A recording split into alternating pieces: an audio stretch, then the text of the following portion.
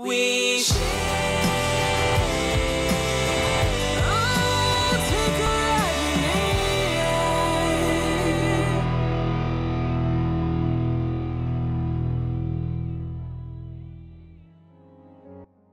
My name is Godwin Stephen.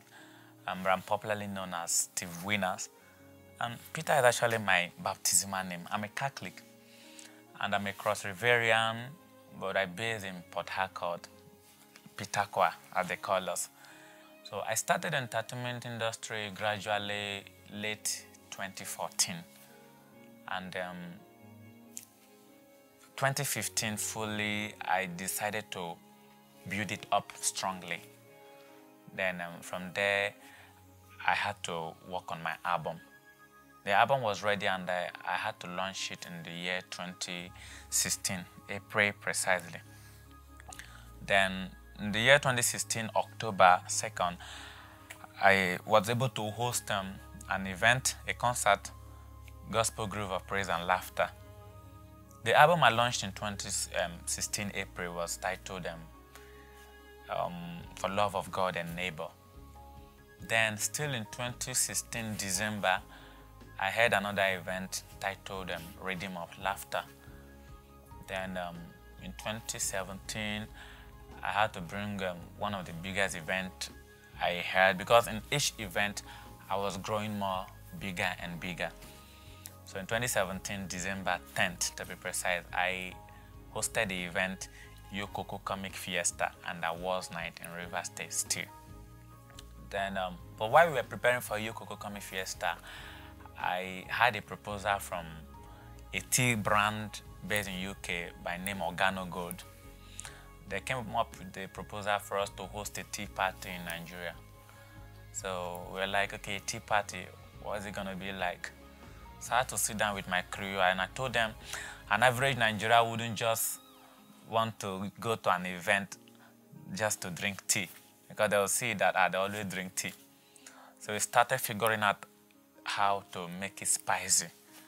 So from there we came up with an event, tea party and awards night. So I told the client, to Organo Gold, okay, we are going to target the tea party and award night, bring in some entertainers, comedians, musicians, dancers, and let's just make it lively, a night of varieties and tea.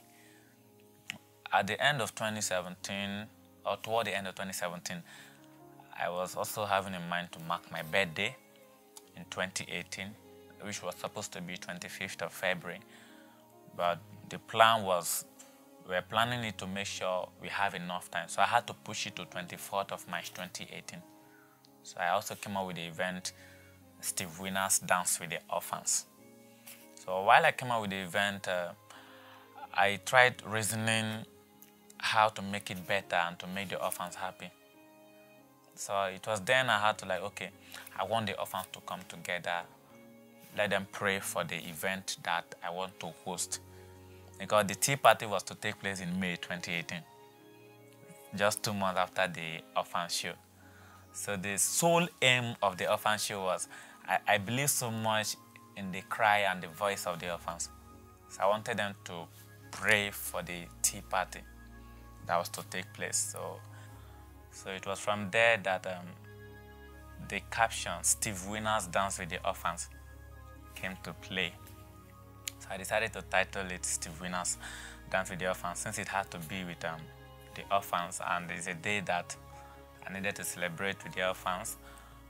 And though a lot of people were like, why did you caption it Dance with the Orphans?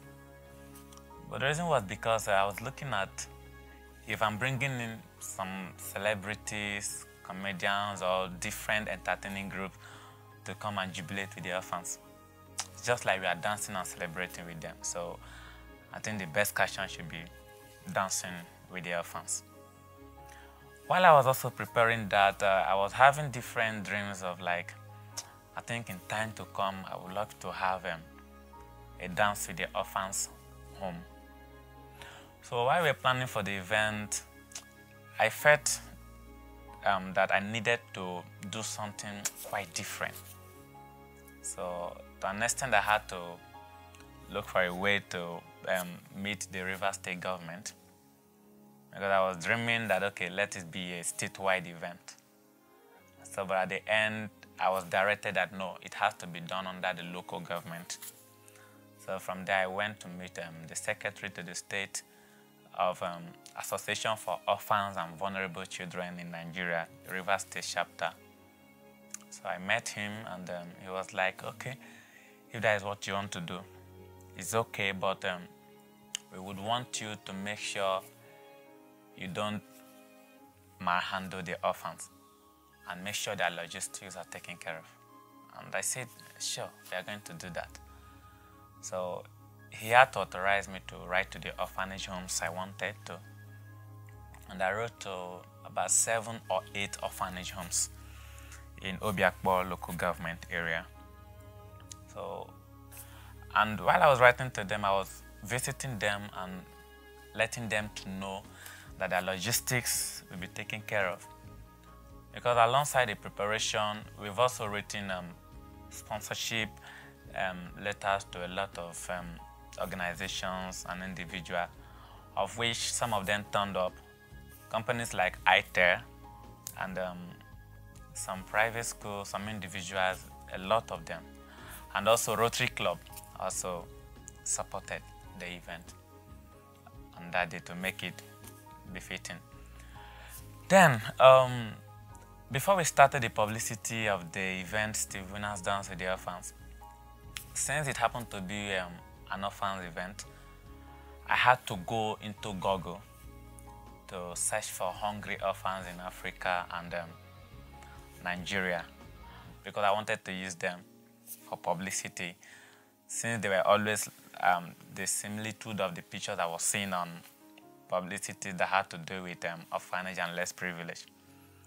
So I'm trying to follow the right step. That was why I had to Google hungry orphans in Africa and Nigeria to make sure I'm not getting the wrong children and to avoid maybe any rising issue. So we started doing the publicity, especially on social media, and some radio stations in Rivers State also called on me for an interview to find out how I'm preparing for the program. And they were also asking me questions like, the children they are seeing on the social media platforms, are they the ones coming for the event? I said, no.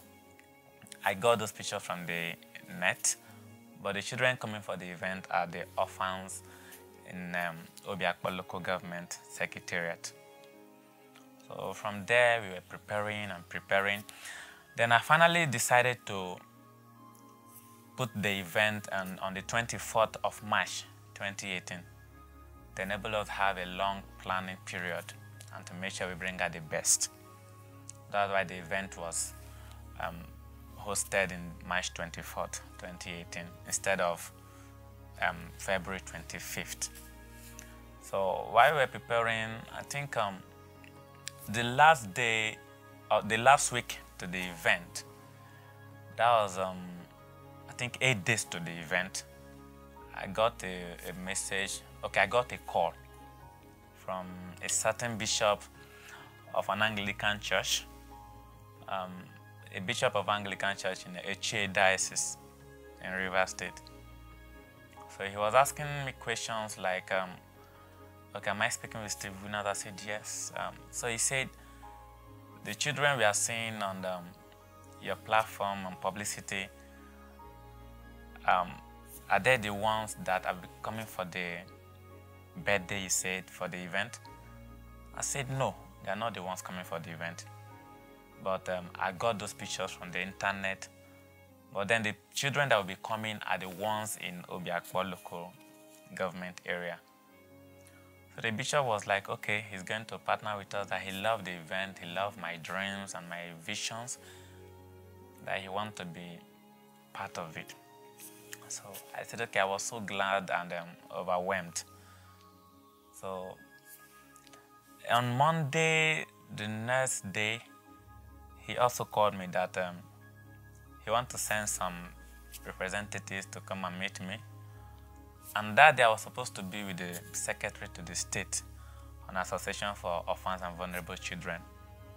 So, but based on the call the bishop gave me that Monday morning, I had to let go of that appointment just to attend to them, because he said he wants to send some delegate down to me, and that he wants me to take them around the orphanage homes I invited to come for the show. I said, okay, no problem. So from there, some hours later, I got a call from a strange number, and when I picked, I heard a man's voice saying that, okay, he's so and so person. He even said he's a clergyman, that he sent from a certain bishop of an Anglican church. So I said, okay, I've been expecting you. So I had to direct them to stop in front of my church, St. John's Catholic Church, Rumukurushi. Then I called my secretary that was with me presently then. When I and my secretary met them in front of my church, we entered the car and they were like, okay, the bishop said I should take them to the orphanage homes so they can see the children themselves also. So I said, okay, there's no problem. We are free, let's go. So I took them on a tour to the orphanage homes, the ones I invited. And they went. That tour was for like 2 days. I think on a Monday and on a Tuesday. So and in each homes they went, they were telling the children that they were sent from a certain bishop to partner with us, to partner with Steve Winners Entertainment to host an orphanage show.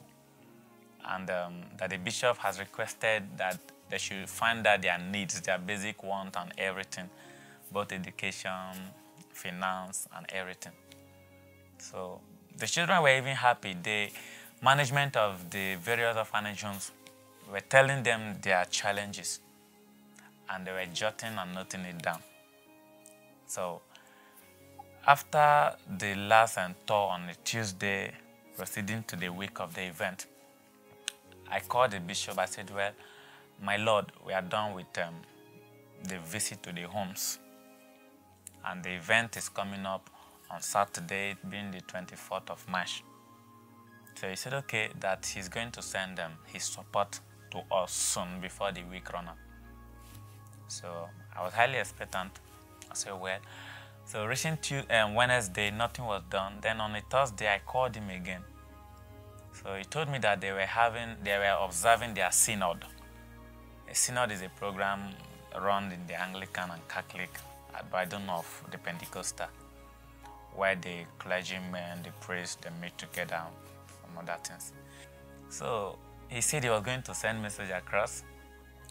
Friday, nothing was heard from him. So, and before then, like I said earlier, we got a proposal from Organogo to host a tea party in Nigeria. So Organogo also were in full support of the Dance with the Orphans show. And as a matter of fact, they wanted to make sure the event was successful, because we had to make sure we prepared the best for the orphans, both in food and other logistics. So on arriving the event venue, surprisingly enough, we saw the delegate that was sent by the bishop. So we're like, you're here already, okay? So we had to start arranging the venue to make sure everything is set. So when we started the event, I thought it wise enough to okay, let me call the representative from the bishop after I opened the stage and we kickstart the event. I really felt the pains of them being there earlier enough. So I wanted them to just present whatever thing they have or whatever thing they want to say so they can leave while we still continue with the event. So I had to call on them. They came on stage and they were still saying that they were sent by the bishop to find out the needs of the orphans and all sorts of things. Even at that, they didn't come with anything. So when they were done with what they were saying, I saw them trying to leave the hall. So I had to call one of the anchors of the event, being CC Boma from Wazobia FM in Rivers State, to come and take over the stage. So I went backstage to like see them off and to thank them for coming for the event.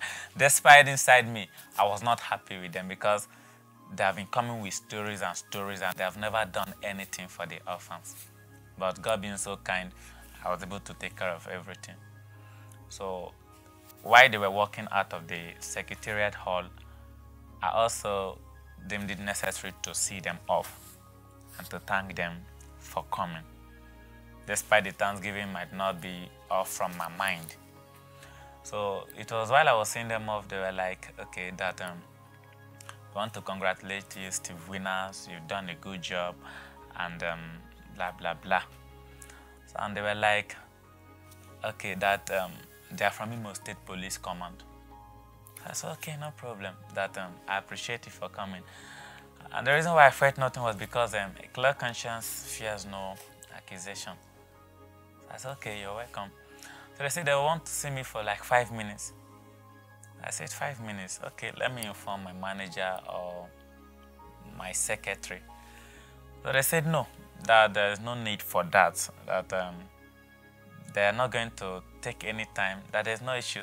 I said, okay, but I think I have to inform them that I will be away for like 5 minutes because the event is still ongoing.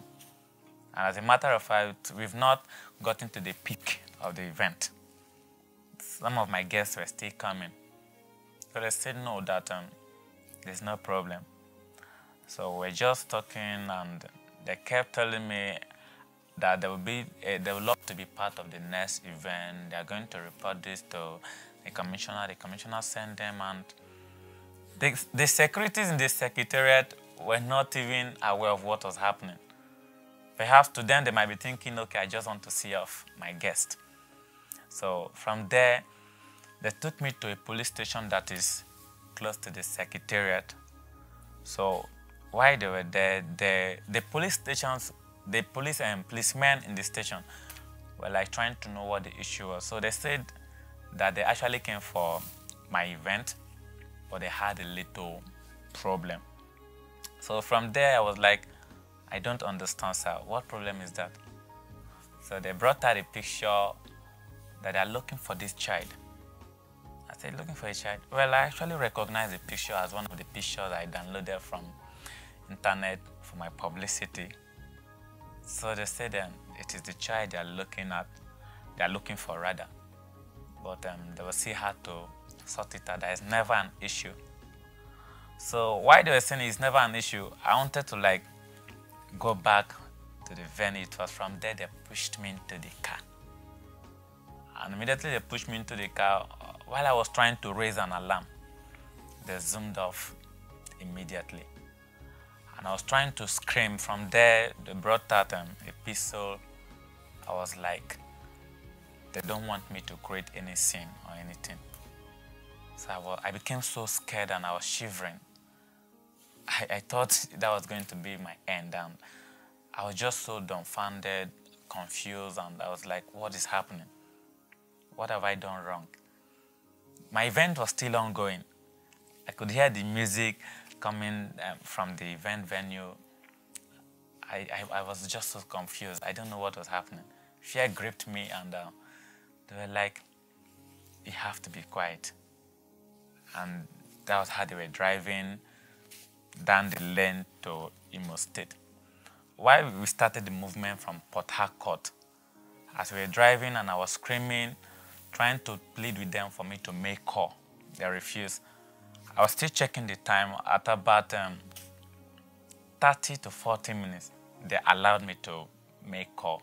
I was trying to reach my manager, but they couldn't hear me because the music was too much in the arena. So it was almost an hour later that it dawned on me that they were driving down to Imo State. So if I calculate the time from when we left Port Harcourt, when we left the venue of the event, it was like we left the venue around 2:30 or 3 o'clock.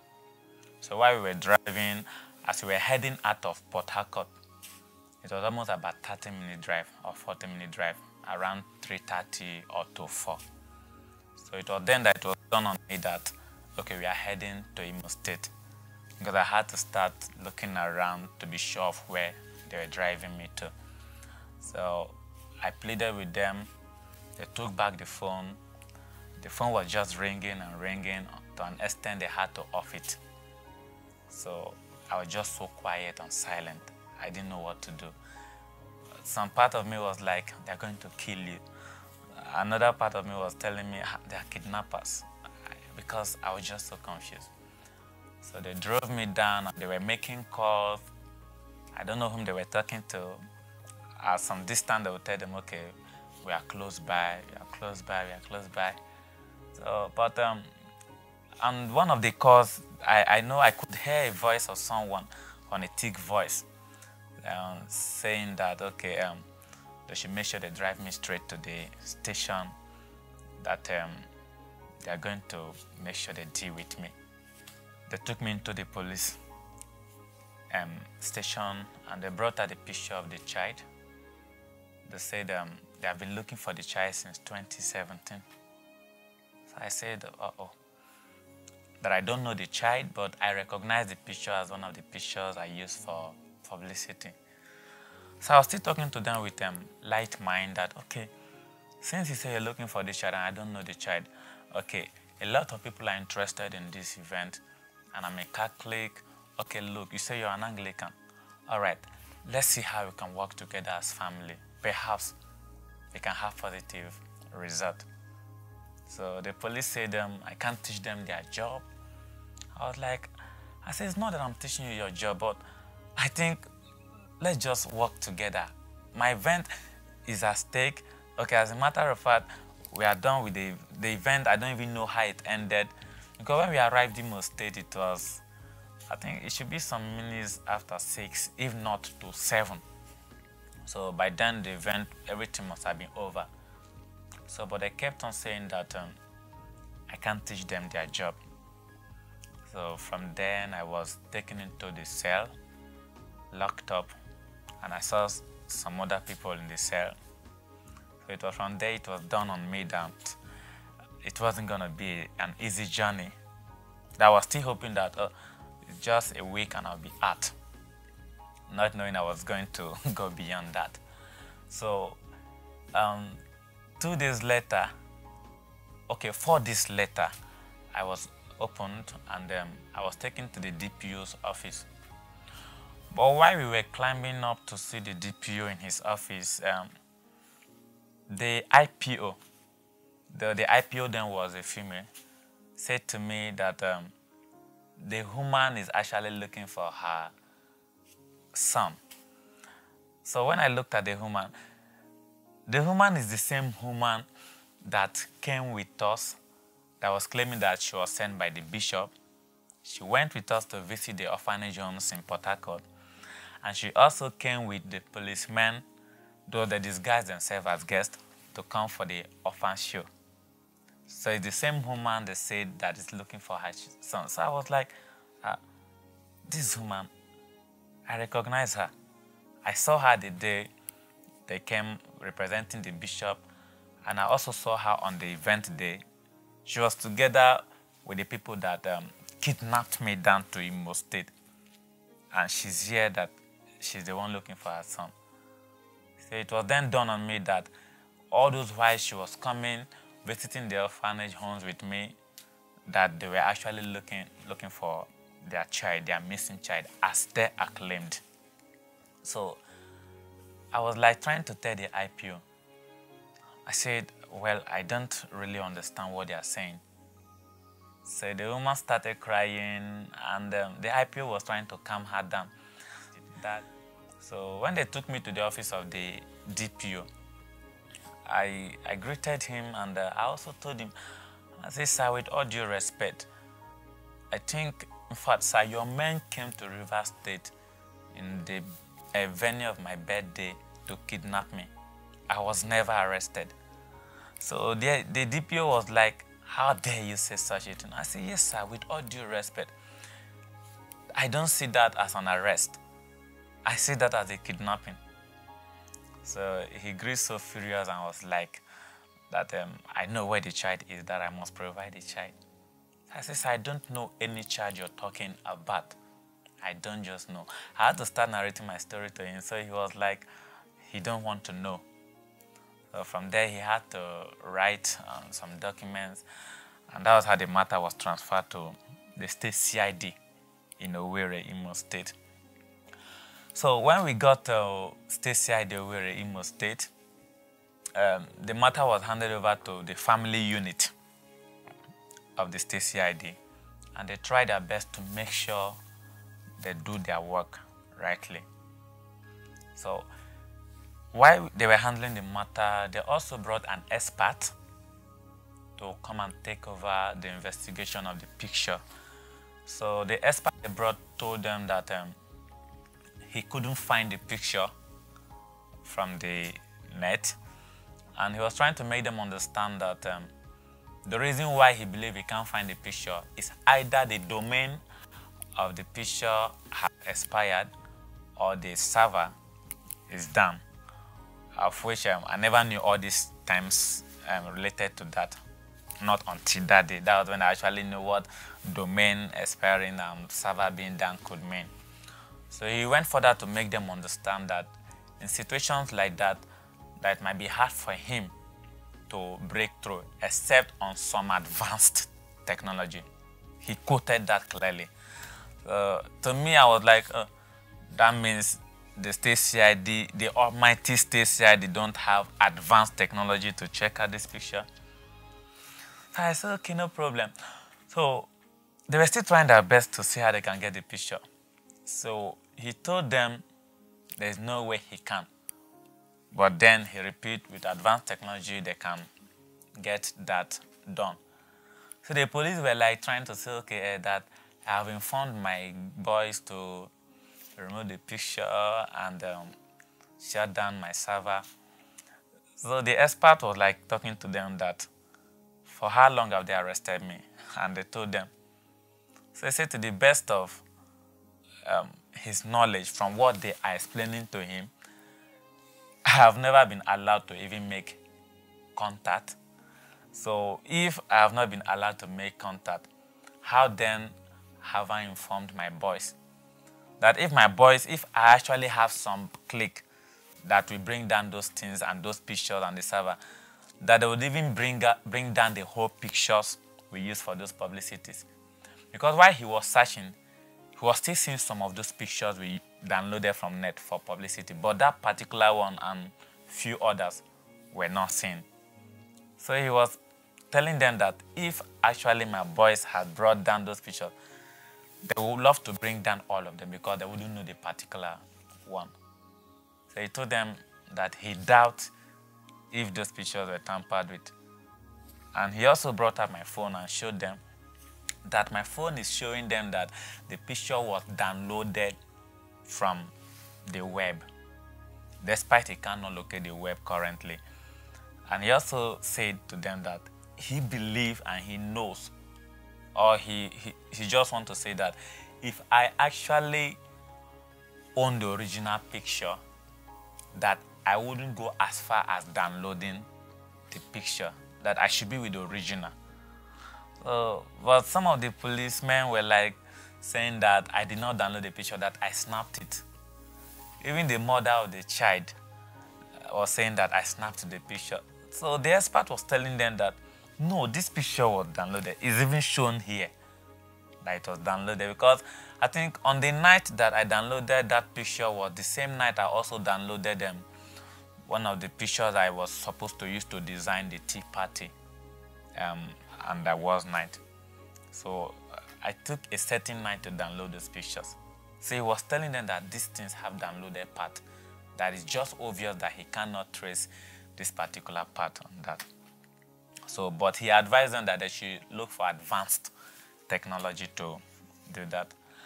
So after about a month, after going to Port Harcourt to search, investigate both with the mother of the child and the dad, they were going with me to investigate my home in Port Harcourt, trying to see if they can get one or two exhibits, of which we went and They found nothing, and they also visited some of the orphanage homes in Port Harcourt, the ones I invited. They also saw nothing.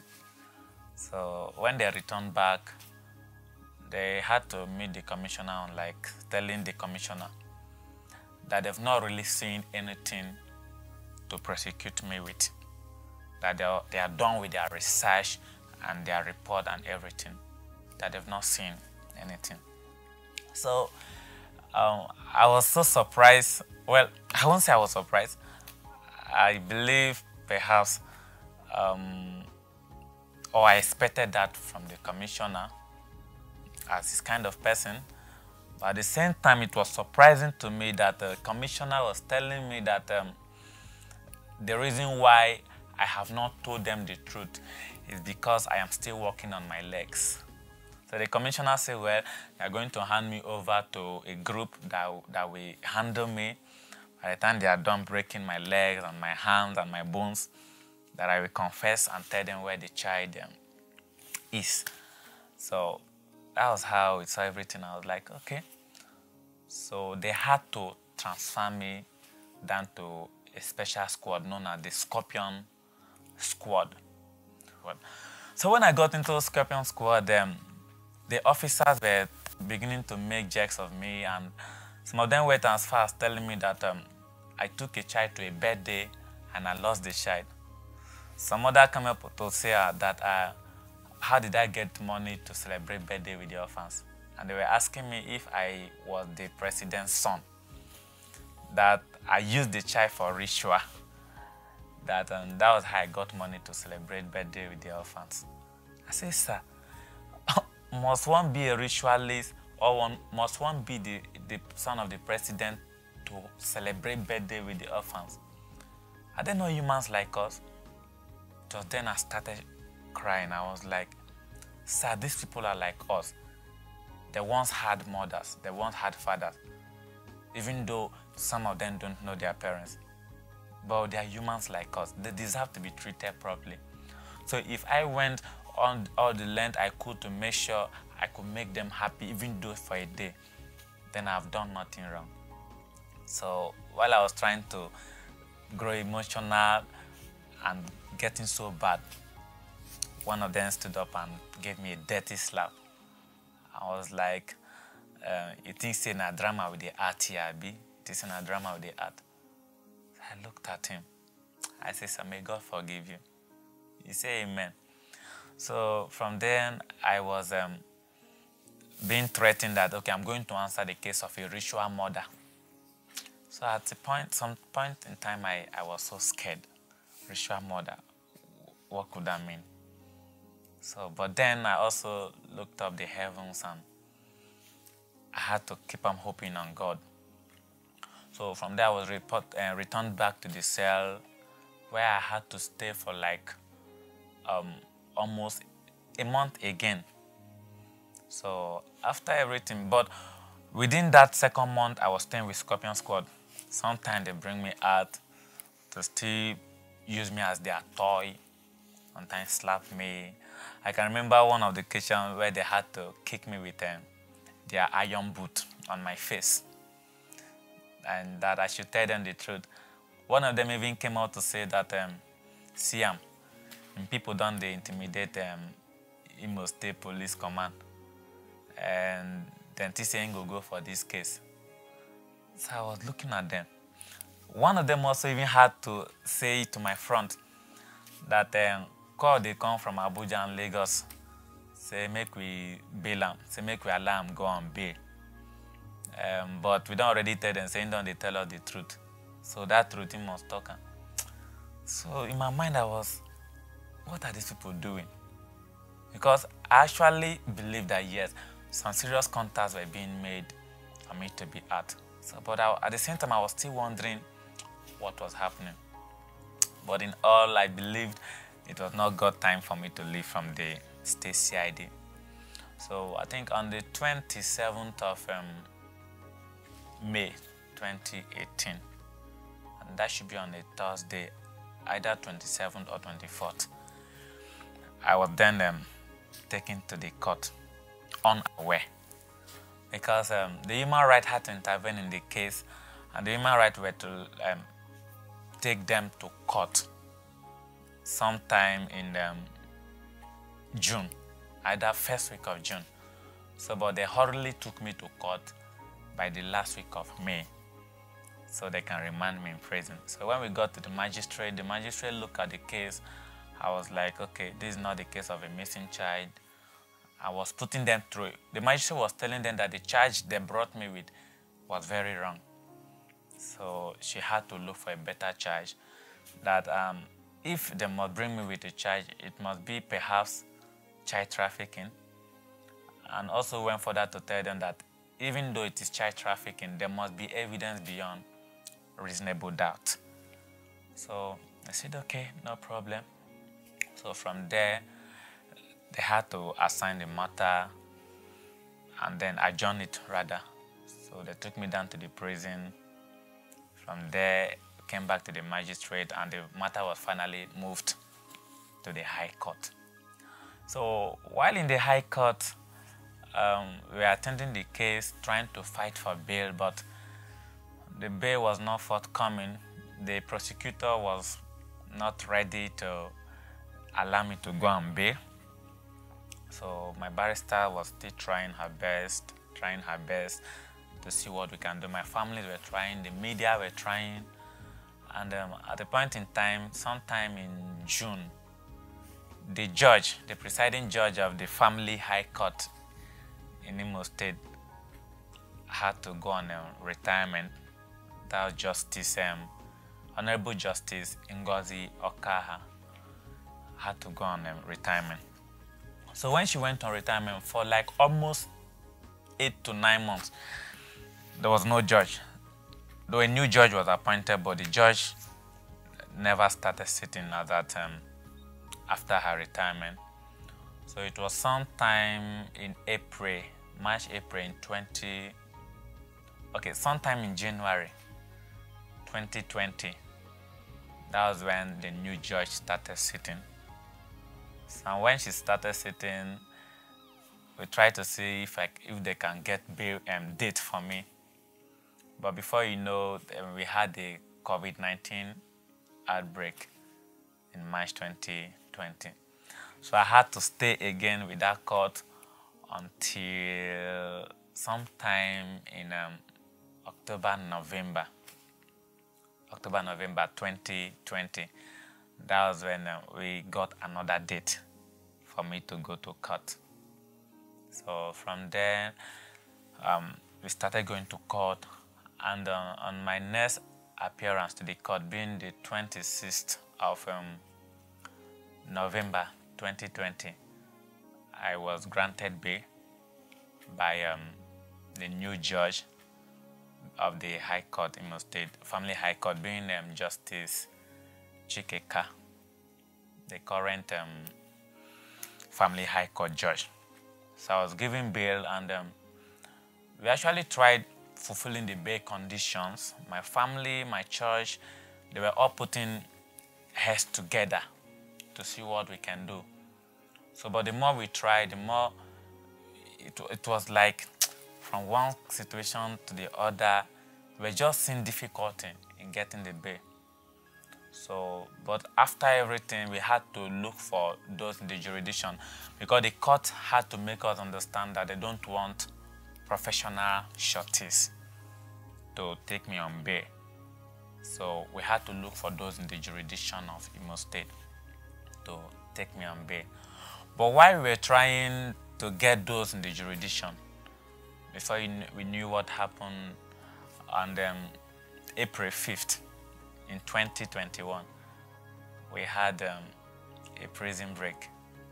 I don't know if I should say a jailbreak in Imo State, Owerri Correctional Center. And when the jailbreak took place, we were about 1,840 something, thereabout. So when the unknown gunmen came into the prison, and that day, it was just like a war zone. That was the day I heard different kinds of gun and different kinds of the sounds of different kinds of ammunition. I was so scared. I was actually in a deep sleep when it happened. So I was like, what is happening? Could this be real? Could it be true? I was just confused. I just heard people shouting and shouting, yeah, freedom, freedom. So when they opened our cell, let me just call it hostel as a touch name, but it's a cell. When they opened the cell, we came out, people were just running. So I had to quickly look for clothes to put on, and I started examining the environment. So I saw different men on arm with their face. I can't even describe them. Some of them were having monkeys, live monkeys. Some were having live pythons on them. I was like, who are these people? So they were just shouting, bullet na water, bullet na water. Some of the armsmen were actually, in fact, they were challenging themselves. So they were like, bullet na water, bullet na water. They go, nothing they happen. So I was like, could this be real? So I had to, because of fear, I was so scared, because at the point they were like pushing people out, dragging people. And if you refuse to come out, they'll say you're a rebel. That you're a rebel. If you're staying, you're a rebel. So I said, no, I can't stay behind. So at a point, I wasn't even sure if I should stay behind or if I should move forward. So because I was still thinking it was war. I said, if it was war, if I should move forward, I might be killed by a stray bullet or the armies or the military. And if I should stay behind, I don't know if it is where they will kill me. So I was just like, okay, God, whatever thing that happens, let it happen. So after everything, I tried running as fast as I could. I crossed the gate, and since I don't really know anywhere in Imo State, I was trying to talk to some of the inmates while we were running that, please, let's look for where to hide. In the morning, we will report back to the station. So they said, you're very stupid, that you're a bishop now, you're a pastor, you're a former pastor. Yeah, go back to the prison. So I will talk to someone else, the person will like, Steve Winners is the crazy, who they go back there? So I looked at myself, I looked at Rana. It was just like, I'm just alone. So I even had to rush to a hotel. I knocked at their gate, and I was pleading with them to see if they can open the gate. Let me just stay in the security place. So they were like, get away you. Say, now your group, now then they rob. That it is my group that I said, these are not armed robbers. This gun is more than, can't you see, it's like war. So they had to say, okay, I should go to the next hotel. So I went to the next hotel. Those people ran there, chased me away. So people were still running. So I was like, God, what is happening? So I had to look for a track road, a narrow road. It wasn't tarred. So I was trying to run down.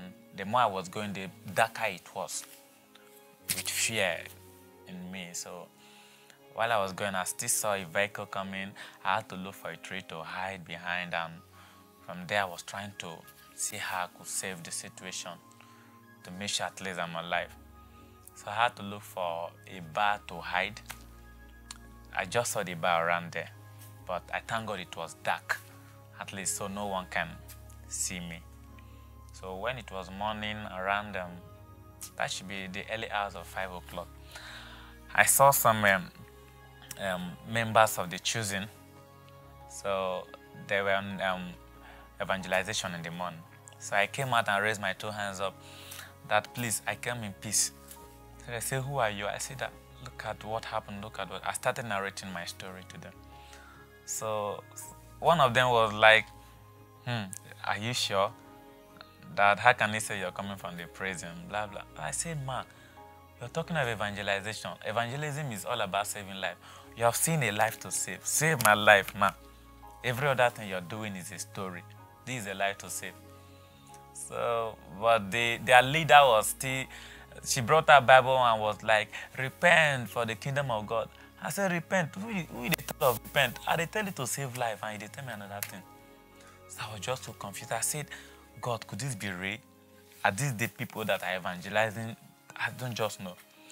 But God being so kind, two among them, because there were 3, 2 of the women, they were like, so compassionate. They were like, okay, what do you want? So I had to start pleading for their apron or their Bible. Let me look like someone that also came for evangelism. So, but one of them summoned courage and spoke with me with faith that, no, that go, God is with you. I say, yeah, God is with me. So I was like, is that enough? So they say, yeah, I should go. Because I actually asked them to direct me to the nearest Catholic church so that I can at least go there and report myself.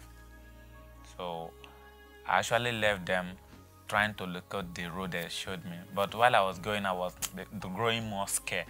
So I had to come back again, and they had to summon courage again to tell me that no, I should go, I should follow the straight road, that I shouldn't turn left, or that I should just follow the directions they were giving. So I had to follow their lead, and from there I saw a vehicle, a bus, and I narrated to them that I wanted to stop me at a certain Catholic church, I think St. Maria Goretti's Catholic Church. So while we were going on that journey, they were actually complaining and also narrating the story of what they are hearing that has happened in the correctional center, in the prison. So while they were talking, I had to open up to tell them that I am one of those people. So they were like, ah, you're one of them. That God don't save you, God don't save you now. So where they go, I say, well, I stay in Port Harcourt. They say I should run to Port Harcourt. I say, I can't run. They say, you're stupid. They started contributing money, and they contributed at least money that could take me down to Port Harcourt comfortably. So I told them, no, I'm not going to Port Harcourt. They said, they go Port Harcourt. So I told them I want to stop at that Catholic church. So when we got to the Catholic church, they handed the money over to me and they stopped me. But while I was crossing to go to the Catholic church, the driver called me back that, wait, come, that church, they no go open this early morning. Come, make we stop you for the next church. So I had to come back to join them. And they went further and dropped me at one St. Paul's Catholic Church, still in Owerri. So it was from then I alighted, and I went to join them for morning mass. And after morning mass, I told the priest what happened, and from there I was able to make contact with my barrister. So after speaking with my barrister, I had to come back to the prison, because I was never ready to run away, because I was looking at my career, my families, and those at the helm of my matters. And again, I wasn't ready to live a life of a fugitive. I just wanted to be a free man. And I know we are almost at the end. So me running away after 3 years, it's just going to be a stupid thing for me to do. So I had to report back to the prison as early as 7 o'clock, or some minutes to 7. So when I got back to the prison authorities were so overwhelmed and they were so glad. I actually came back and I met about 30-something or thereabout, and that couldn't run. The ones I met were the ones that were sick, and also some of the aged people that could not run. So about those that came back, I was actually the first person that crossed that gate and came back to make them 36. So I came, and from there, gradually, we were looking at everywhere. All hope were lost. At the same time, we were having in mind that, okay, perhaps government can do something sooner. So on Tuesday, being the 6th of April, we had the visit of the Vice President, the person of VP Yemi Banja. So he visited us, and he actually promised that he was going to grant amnesty and pardon to those that didn't run and those that willingly came back. So I was like, okay, fine, thank you. But to my greatest surprise, even until I left the prison, nothing of such was done, no amnesty and no pardon. I still summoned courage, and I was like, God, I know you're going to perfect it. You're going to perfect it. So until my family had to start the bail processes again and again and again. And in sometime 20th of August 2020, 2021 when we finally met with the bail conditions. And that was how I regained my slight freedom. I call it a slight freedom because it's actually on bail. And according to bail, if the law later finds you guilty, you have to go back to the prison. But at the same time, I also believe that God that has allowed us and has seen us through to this point until we meet up the bail conditions will also perfect everything about the case. That was how I got myself out, and from there we had my Thanksgiving and Punch newspaper to come in, publish it also, and from there I had to see how to pick up the pieces left. It wasn't an easy experience, but at the same time I must say I gained a lot from the prison. I know some of you might be wondering, what did I gain from the prison? But then, to me, I think in future time to come, the prison experience alone is possibly going to make me a billionaire. Because while in the prison, I actually tried to put down a lot of works. Like some of my work, I wrote a book titled Diary of the Potter's House. In Diary of the Potter's House, it was an experience that I needed to, that I had to go through the prison, every inmate, to find out how positive the prison was reacting to them, how they were responding to changes. That for those that were willing to change. I also had to find out from the prison wardens to know their correctional techniques. So because it's just like, okay, we are potters in their hand. Okay, we are clay in the hands of the potter. So I was just trying to picture out all those things, the correctional art. So picking stories and trying to change someone from the bad to the good. Sometimes I'll go to an extent of, okay, after listening to your bad story, I'll try to paint a picture of, okay, you're now good and the rest. So that was how I got that project, Diary of the Potter's House. Then I also wrote a project, Bad Criminal Died Holy. Bad Criminal Died Holy is a lot of, it's somehow horrific, because in Bad Criminal Died Holy, there's this certain story of a guy that was in the prison. He was a highway robber. There was a certain time they even had to stop the market women on the way and attack them, rob them, and even to a point had to do some messy things with the women and on the highway, even in that art of dirty game and dirty life. So, but at the end, at a point, you find out this guy actually repented and was like, he gave his life to Christ at the point of death. Because life is not all about, okay, how you started, but how do you end? So you find out a lot of them like that. So then I also worked on the project Birthday to Prison. That was actually a kind of thriller from how I thought of my birthday with the orphans and how I got into the prison. And it was just something like that. Then I also had a project I titled Alabama House of Terror. Now in Alabama House of Terror, as it sounds, Alabama House of Terror is a terrifying project. I even had to picture some horrific scene in it. It's actually a movie which I wrote down.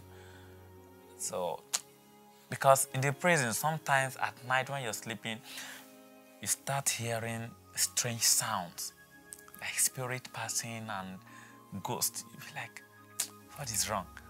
Sometimes you can just feel a kind of, the atmosphere is not just okay. It's aside the normal atmosphere. We know the normal atmosphere. But when it is changing, sometimes it will be like, and sometimes those atmosphere always come maybe when someone beside you is about to die. Or maybe someone in the next block is giving up the ghost. Because we do lose a lot of our members there, or our inmates. Maybe because of illness, malnutrition, or whatever. Sometimes a spiritual attack. So I was using Alabama House of Terror to portray those horrific events and the rest. The sad mood we always have, how we always feel after burying someone and after losing someone, and the strange sounds. And also, we also use it to portray the gangster aspect, because some of us actually, even in the prison, we still portray our gangster behavior, like living in the ghetto life, and some of us just look like we don't have anything. They have condemned us, so we are nothing. So even at that, I still try encouraging them, no, this cannot really be like that. Then I also, now, Alabama is the name we actually gave to the prison, Alabama City. So it was from there I derived the name Alabama House of Terror. Then I also wrote a movie, Sell a Child and Risk a Future. It's a movie and a book. So it was when I was looking at what I was being alleged of, that I sold a child, this and that. And lest I forget, the child that was later carved out for me in court was adoption and fraud, because the complainant were like, I used the child picture to beg for alms. So we were like, adoption, we don't just understand, and fraud. How did I defraud the public? Whom did I defraud? But that was the charge they could come up with after cancelling all of that charge and trying to change from charge to charge. So when I was looking at that, I had to work on this project, Sell a Child and Risk a Future, because as for those that are still in child trafficking, I don't know what again, but to me, I think you selling a child, the child future is at risk, the life is at stake. Because the child might turn out to be a good child, a better child, fine. At the same time, the child might go into the wrong hands. The child might be used for ritual. The child also might be raised up in a way that he or she will become a nuisance to the society. And the child, the child can grow up to be anything. So, and at that point, it's just like, this child's life is at risk. He might survive, he might not survive, he might be good, he might be bad. So automatically, you're not doing that child any good. That was why I had to work on that book, Sell a Child and Risk a Future. So, and concerning my experience in the prison, I've told you my achievement and my gains. And I actually learned a lot of things while there, and I actually had to know how to put some things aside, correct the errors, because we are not perfect, and I'm also an imperfect being. Despite I wasn't into crime, I believe, okay, there were some things I might not be doing well, or there are some things I needed to do more better. So the prison taught me all those. Then in the prison, I also came to realize that you sending someone to the prison for a long time, you're even doing more harm to the person, because the person might get more corrupt through bad peers in the prison, and you might be thinking, okay, we are going to change him, rehabilitate, and correct him. The possibility of that person coming out a better person is very, very low, from what I know and from what I went through. So to me, justice don't need to be taking much time. In all things, I thank God that even while I found myself there, I learned different crime patterns, I learned different crime behaviors, I learned different characters, and I also learned how to follow human beings with different characters. But in all things, I did not choose to practice what I learned in there, but I choose to bring them out through movies, through books, and to like tell the world that, okay, look, okay, you're a youth or you're this, crime doesn't just pay. Just like I'm telling the youth, sometimes you just think drug, gangster life is all that matter. Or sometimes you can feel like, okay, I've built this mansion, I live in this hotel, and I got the money from crime. once the government get hold of you, under a twinkle of an eye, government can seize all those things. So it's just like you're losing everything. So automatically, it's just like the crime you thought has paid you, or you bought this, you've lost everything. So that's, it still fall back to crime does not pay. So it's always good for us to do things that are legitimate. And if you're hustling, make sure you hustle legitimately, so that tomorrow nobody will rise up to say, you did this and you did that. So in all things, God has been so faithful, because I also came to realize that in the prison, no matter your connections, no matter your money, if God says it is not yet the time, you'll still be there. Because I know I might not be too connected, my family may not be that rich, but at least, humanly speaking, I know those that were in my matter. Even to a point, some people in the prison were like, you have so and so people in your matter, and you're still here. What is happening? Even the controller was aware. Everybody was marveled, because they were also in contact with my people. So they were like, what is happening? We tried this, it wasn't working. So it was then it dawned on us that, or it dawned on me, that no matter the connection you may have, if it is not yet God's time, it's not yet the time.